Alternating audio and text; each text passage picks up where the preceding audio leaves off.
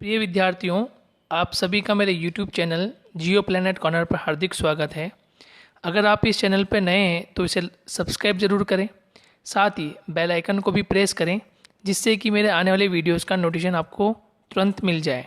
और यदि आपको वीडियोस पसंद आए तो इसे लाइक एंड शेयर करना ना भूलें। हेलो स्टूडेंट्स, भूगोल की सीरीज़ में हम कक्षा 11 के लिए यूनिट 4 जो कि जलवायु संबंधित है उसके चैप्टर नंबर 9 यानी कि सौर्य विकिरण, ऊष्मा संतुलन और तापमान जो अध्याय था उसके हमने फर्स्ट पार्ट की चर्चा हम कर चुके हैं। और फर्स्ट पार्ट में हमने सौर विकिरण के बारे में अध्ययन किया।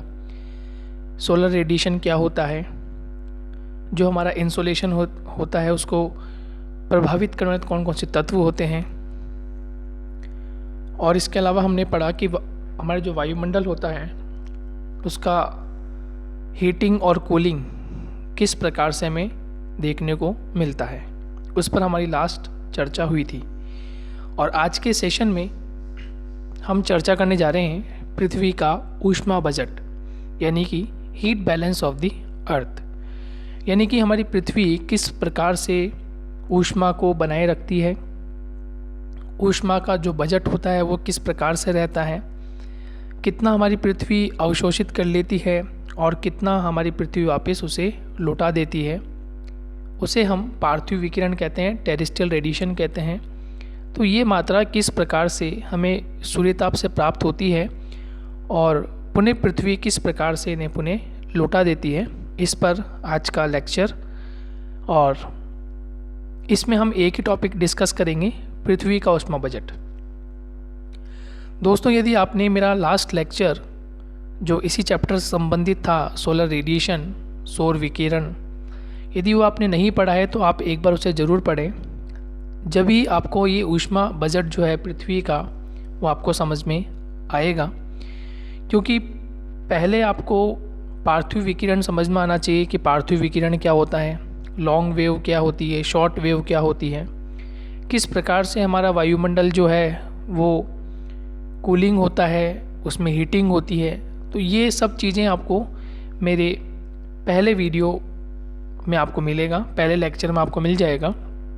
और इस वीडियो के नीचे डिस्क्रिप्शन बॉक्स में आपको लिंक प्रोवाइड मैं कर दूंगा, डायरेक्ट जाकर आप वहाँ से भी देख सकते हैं।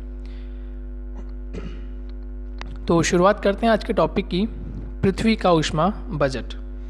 देखिए दोस्तों, इसमें जैसे बताया गया है कि चित्र संख्या 9.2 में पृथ्वी के ऊष्मा बजट को दर्शाया गया है।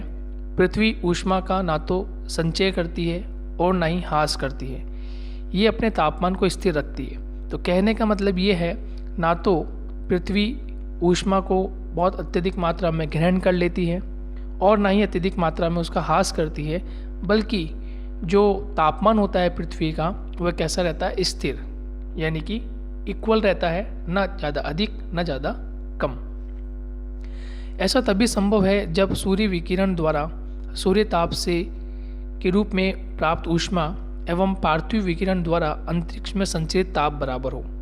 देखिए दोस्तों, एक बात ध्यान रखिएगा कि सूर्य से जो प्राप्त ऊष्मा होती है वह सौर विकिरण के द्वारा हमें प्राप्त होती है। Is it clear? और उसके पश्चात जब हमारी पृथ्वी ताप को पुनः लौटाती है तो उसे हम पार्थिव विकिरण की क्रिया कहते हैं। तो पार्थिव विकिरण की जो क्रिया होती है वो अंतरिक्ष में पुनः ताप लौटाने की क्रिया होती है, और सौर विकिरण की जो क्रिया होती है यानी सूर्य ताप से हम क्या करते हैं, हमारी पृथ्वी क्या प्राप्त करती है, ऊष्मा प्राप्त करती है। अब देखिए, यहाँ पर हम ऊर्जा को 100% यानी कि जो सूर्य ताप जो हमारा है उसको हम 100% मानकर एक प्रकार से हम पृथ्वी का जो ऊष्मा बजट है उसको समझने की कोशिश करते हैं। वायुमंडल की ऊपरी सतह पर प्राप्त सौर्य ताप 100% है। हमने मान लिया कि जो ऊपरी सतह है उस पर प्राप्त होने वाला जो सूर्य ताप है यानी इंसोलेशन है वो 100% है। Is it clear? पहली बात, क्योंकि ये जो पैराग्राफ है, ये आने वाला जो पैराग्राफ है बहुत इम्पोर्टेंट है। जो डायग्राम आपको दिया है 9.2 में बहुत इम्पोर्टेंट है। एक एक पॉइंट को अच्छे समझोगे तभी आपको ये पूरा पैराग्राफ प्लस जो पृथ्वी का ऊष्मा बजट है वो समझने आ जाएगा। जैसे हमने कहा कि जो इंसोलेशन है उसको हमने 100% मान लिया है, तो फर्स्ट पॉइंट आपका यही है कि सूर्य से प्राप्त जो इंसोलेशन है वो कितना है, 100%। क्लियर। नेक्स्ट, वायुमंडल से गुजरते हुए ऊर्जा का कुछ अंश परावर्तित, प्रकीर्ण या अवशोषित हो जाता है। यानी वायुमंडल से जब सूर्य का प्रकाश गुजरता है तो कुछ भाग जो होता है वो परावर्तित हो जाता है, पुनः लौट जाता है, स्कैटरिंग हो जाती है, प्रकीर्णन हो जाता है, ठीक है, और या फिर अवशोषित कर लिया जाता है। केवल शेष भाग ही पृथ्वी की सतह तक पहुंचता है। Is it clear? यहाँ तक बात आपको समझ में आ गई। यानी कि हम देखेंगे कि पृथ्वी तक पहुँचने वाला भाग कितना है और उससे पूर्व ही कितना भाग जो होता है वो पुनः अंतरिक्ष में लौट जाता है। यस, केवल शेष भाग ही पृथ्वी की सतह तक पहुंचता है। 100 इकाई में से 35 इकाइयाँ पृथ्वी के धरातल पर पहुंचने से पहले ही अंतरिक्ष में परावर्तित हो जाती है। यानी कि 35 इकाई यानी 35 यूनिट्स जो है वो पृथ्वी के धरातल पर पहुंचती ही नहीं है, उससे पहले ही पुनः लौट जाती है। उसके पश्चात 27 इकाइयाँ बादलों के ऊपरी छोर से तथा 2 इकाइयाँ पृथ्वी के जो हिमाच्छादित भाग होते हैं, क्षेत्र होते हैं, उनके द्वारा परिवर्तित होकर लौट जाती है। यानी कि कुल मिला के कितनी इकाइयाँ लौट चुकी है? 27 इकाइयाँ तो बादलों के रूप में लौट गई हैं और 2 इकाइयाँ पृथ्वी के हिमाच्छादित भाग जो होते हैं वहाँ उन क्षेत्रों से लौटा दी गई हैं। तो टोटल आप देखेंगे तो कितना हो गया? 29, है ना। 35 इकाई पहले ही लौटा चुके हैं जो कि पृथ्वी के धरातल पर पहुंची ही नहीं है, ठीक है। तो हम आगे बढ़ते हैं। तो परावर्तित जो भाग होगा हिमाच्छादित भाग का 2% है और बादलों का जो ऊपरी छोर का भाग है वो 27% है, ठीक है। एक एक पॉइंट आप नोट करते जाएंगे। 100 इकाइयाँ हमें मिली है और 100 इकाइयाँ पृथ्वी वापस उनको लौटा देगी। कैसे लौटाएगी वो आप इस पैराग्राफ में समझ जाएंगे। नेक्स्ट, इस चित्र के माध्यम से पहले हम पैराग्राफ समझ लेते हैं और फिर इस चित्र के माध्यम से हम आपको समझाने का प्रयास करेंगे। नेक्स्ट, सौर विकिरण की इस परावर्तित मात्रा को पृथ्वी का एल्बिडो कहते हैं। तो आपसे प्रश्न पूछा जाता है कि एल्बिडो क्या होता है, एल्बिडो किसे कहते हैं? तो एल्बिडो का अर्थ होता है जिसमें पृथ्वी ऊष्मा का कुछ भी भाग अवशोषित ना करे, जिसमें पृथ्वी ऊष्मा का कुछ भी भाग अवशोषित ना करें और जैसे ही प्रकाश आया है पृथ्वी तक, सौर विकिरण पृथ्वी तक आई है, वैसे के वैसे उसे लौटा दी गई है, उसे हम क्या कहते हैं? पृथ्वी का एल्बिडो कहते हैं। ये प्रश्न इम्पोर्टेंट है, कॉम्पिटिटिव एग्जाम्स में पूछा जाता है और स्कूली स्तर में भी आपसे प्रश्न पूछा जाएगा एल्बिडो क्या है या एल्बिडो किसे कहते हैं। तो आपका जवाब होगा सौर विकिरण की इस परावर्तित मात्रा को। कौन सी परावर्तित मात्रा? जो कि बादलों के द्वारा या जो स्नो होती है उसके द्वारा जैसे ही प्रकाश आया और उतने ही प्रकाश पुनः वापस लौटा दिया गया है, इसे हम कहेंगे एल्बिडो। Is it clear? आगे बढ़ते हैं। प्रथम 35 इकाइयों को छोड़कर बाकी 65 इकाइयाँ अवशोषित होती है। 14 वायुमंडल में तथा 51 पृथ्वी के धरातल पर। Is it clear? यहाँ बात आपको समझ में आई। 35 इकाइयों को हमने छोड़ दिया है और उस 35 इकाइयों को छोड़कर आप 65 इकाइयाँ जो होती है उन्हें हम अवशोषित, यानी हमारी पृथ्वी क्या करती है? अवशोषित करती है। किस किस रूप में करती है ये अभी हम आगे पढ़ने वाले हैं। तो यदि आप 35 + 65 को आप ऐड करते हैं, प्लस करेंगे, तो आपके पास टोटल 100% या 100 यूनिट्स आपके पास जो सूर्य ताप है, इंसुलेशन है, वो आपको मिल जाएगा।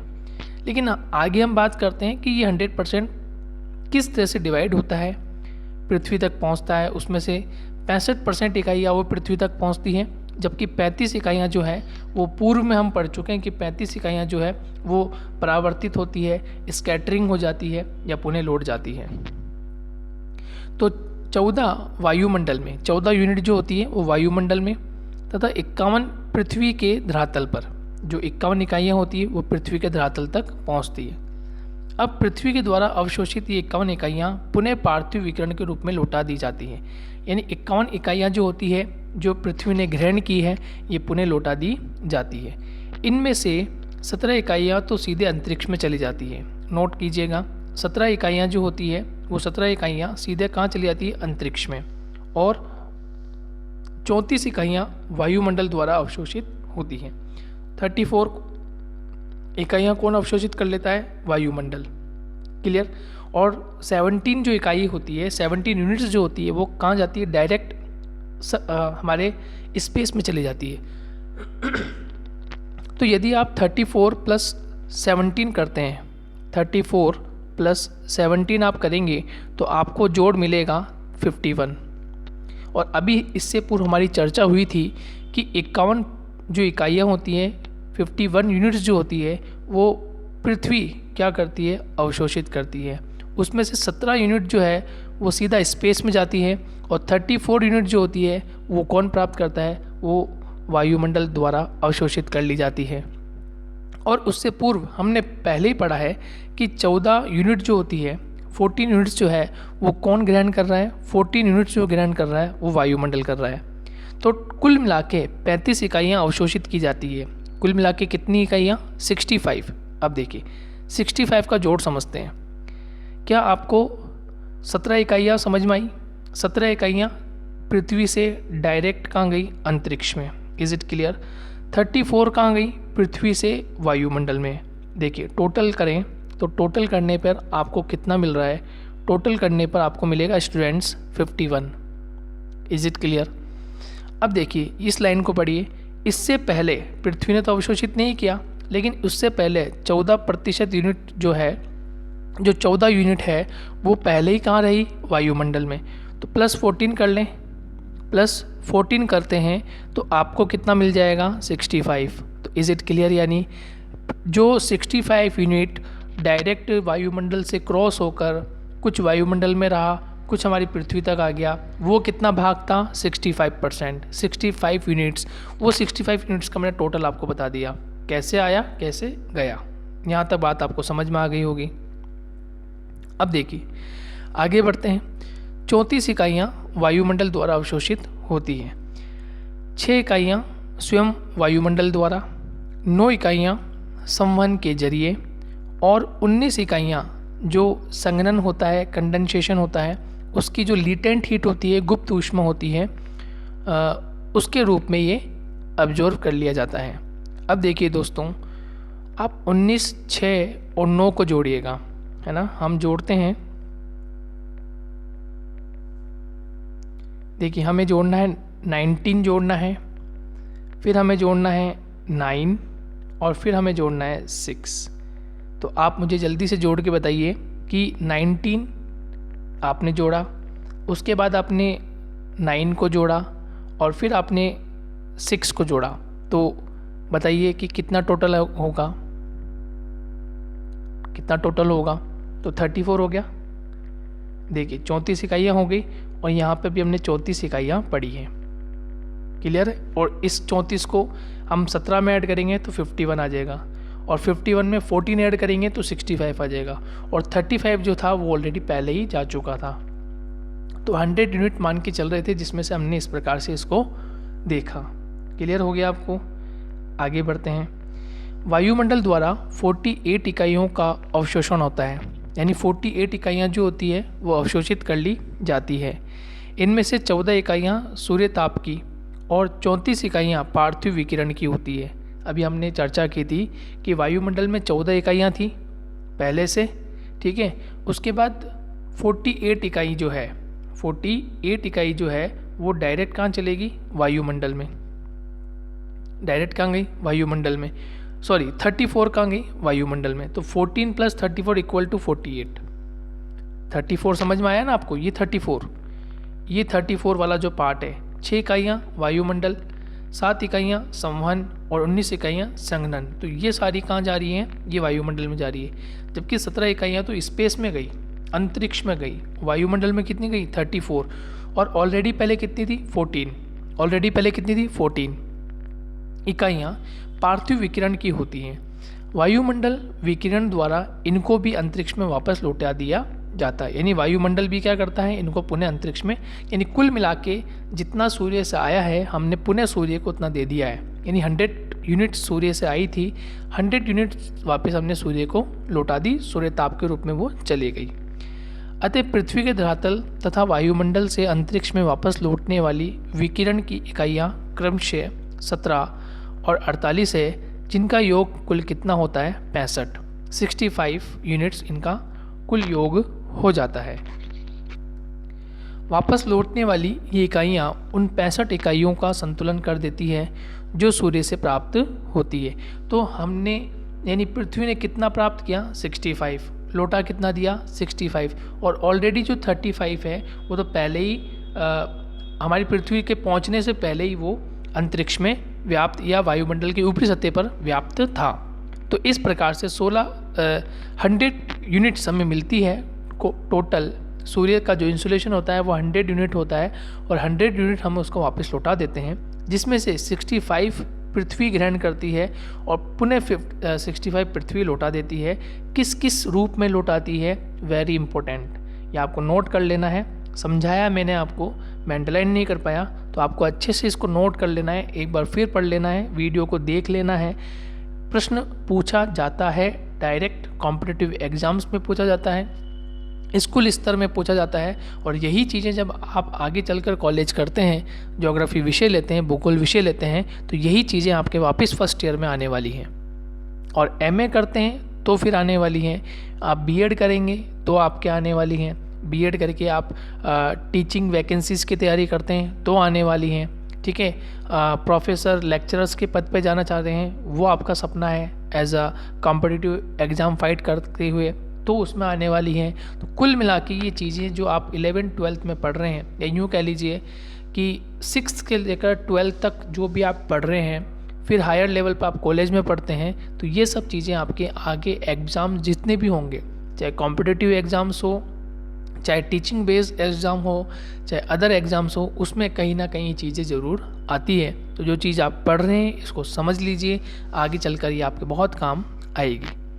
आगे बढ़ते हैं दोस्तों, यही पृथ्वी का क्या कहलाता है, ऊष्मा बजट या ऊष्मा संतुलन कहलाता है। आगे बढ़ते हैं, यही कारण है कि ऊष्मा के इतने बड़े स्थानांतरण के बावजूद भी पृथ्वी ना तो बहुत गर्म होती है और ना ही ठंडी होती है। पृथ्वी की सतह पर कुल ऊष्मा बजट में भिन्नता, तो ऊष्मा का जो बजट होता है उसमें क्या भिन्नता देखने को मिलती है, उस पर हम चर्चा करने वाले हैं। जैसा कि पहले व्याख्या की जा चुकी है कि पृथ्वी की सतह पर प्राप्त विकिरण की मात्रा में भिन्नता पाई जाती है, यानी कि जो विकिरण की मात्रा है, रेडिएशन का जो फॉर्मेशन है, वो हमें अलग अलग देखने को मिलता है। पृथ्वी के कुछ भागों में विकिरण संतुलन में अधिशेष यानी सरप्लस पाया जाता है, यानी कि जो विकिरण का जो संतुलन होता है वो हमें सरप्लस यानी अधिक देखने को मिलता है। परंतु कुछ भागों में ये ऋणात्मक संतुलन होता है, यानी कहीं तो ये कह सकते हैं कि सकारात्मक होता है, बहुत अधिक होता है, और कहीं पर ये ऋणात्मक होता है, कहीं ये प्लस होता है, कहीं ये माइनस होता है। सिंपल सी लैंग्वेज में आप ऐसा समझ सकते हैं। चित्र संख्या 9.3 में आप देखें तो पृथ्वी वायुमंडल तंत्र के शुद्ध विकिरण में अक्षांशीय भिन्नता को दर्शाया गया है। जो आप देख रहे हैं चित्र के माध्यम से आप देखें तो नीचे लिखा हुआ है 9.3 चित्र जो है आपका, उसमें लिखा हुआ है कि नीचे आपको अक्षांश दिए हुए हैं, 0 से आप लेफ़्ट साइड में चाहें तो 10, 20, 30, 40, 50, 60, 70 इस प्रकार से आपको ये दिया हुआ है। आप देखें चित्र को बनाएं, इम्पोर्टेंट है, ठीक है। एक तरफ तो आपको दिया हुआ है साउथ यानी कि सदर्न हेमिस्फीयर आपको दिया हुआ है, ठीक है, ये सदर्न हेमिस्फीयर हो गया, और इस तरफ आपको दे रखा है नदर्न हेमिस्फीयर यानी उत्तरी गोलार्ध दे रखा है, और एक तरफ आपको दिया हुआ है कि जो ऊर्जा होती है वो वाट में काउंट करते हैं, मीटर माइनस स्क्वायर में, और ये किस प्रकार से हम देखते हैं कि 0 डिग्री, 10 डिग्री, 20 डिग्री, 30 में, 40 में और ऑलमोस्ट 45 तक। तो ये 45 तक देखिए यहाँ पर कितना मतलब पहले 0 पे देखें, देखिए 0 पे, सॉरी देखिए 0 पे देखें, ये सीधी रेखा 0 पे आप देखें तो 0 पे आप क्या देख रहे हैं दोस्तों, 0 पे देखिए कितना अधिक कितना अधिक सौर विकिरण मिल रहा है आपको, और पार्थिव विकिरण उससे थोड़ा कम है। फिर 10 डिग्री पे देखें तो 10 डिग्री पे भी उतना ही है जितना 0 डिग्री पे था। फिर 20 डिग्री पे देखें, हल्का सा कम हुआ है, ठीक है। और देखिए पार्थिव विकिरण हल्का सा बढ़ गया है, ठीक है, क्लियर।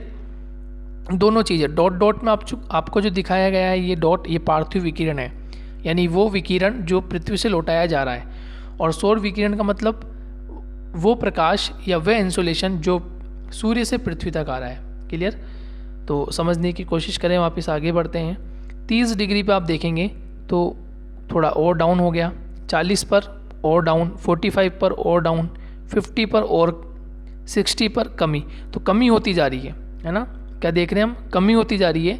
और जो पार्थिव विकिरण है उसमें भी वेरिएशन देखने को मिल रहा है, दोनों ही, चाहे वो उत्तरी गोलार्ध की बात करें और चाहे वो हम दक्षिणी गोलार्ध की बात करें। तो 0 डिग्री पे देखो कितना प्रकाश, लगभग 300 वाट। फिर धीरे धीरे कम होते होते और 70 पे कितना पहुंच गया, 50 वाट। तो 0 डिग्री पे 300 और 70 डिग्री पे 50 वाट, तो 250 वाट का अंतर आ गया। तो ये 250 वाट का अंतर क्यों आया, ये पूर्व की कक्षाओं में हम पढ़ चुके हैं। मैं वापस यहीं इस लेक्चर में नहीं दोहराना चाहता, आप इसे पूर्व का जो वीडियो है वो देखें, समझें, और यदि कोई क्वेरीज हो तो आप कमेंट बॉक्स में कमेंट कर सकते हैं। क्लियर हो गया, ये मैंने आपको समझाया कि शुद्ध विकिरण में अक्षांशीय भिन्नता किस प्रकार से दर्शाई गई है।